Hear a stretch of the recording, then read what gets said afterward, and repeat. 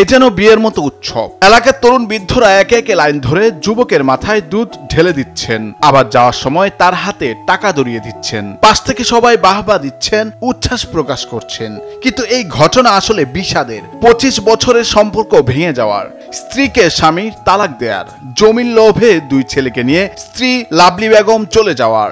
ছেলেদের নামে জমি থাকার পরে সেই জন্য ছেলে দুটাকে নিয়ে চলে যায়, জমির লোভে স্ত্রী সন্তানদেরকে নিয়ে যায়। যাওয়ার পরে আপনার কোনো খোঁজ খবর নেয় না।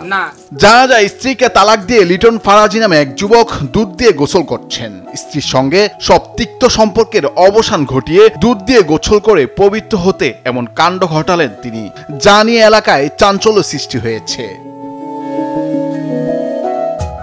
গাইবান্ধার পলাশবাড়ী 7 নং উপজেলার পবনাপুর ইউনিয়নের বরকতপুর গ্রামে লিটন ফারাজি নামের এক যুবক 25 বছর আগে বিয়ে করেছিলেন একই ইউনিয়নের লাভলি বেগমকে। তাদের দাম্পত্য জীবন সুখের হয়নি। তাদের ঘরে ছিল 2 ছেলে 1 মেয়ে।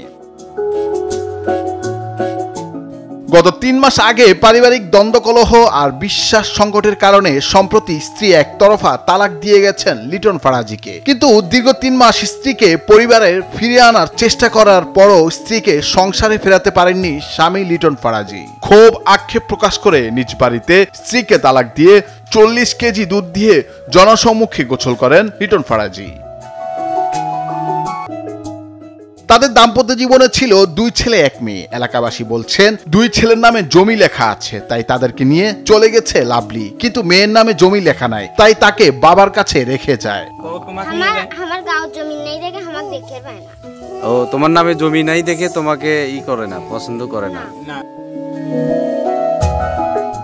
নুরুল আফসার, বৈশাখী সংবাদ।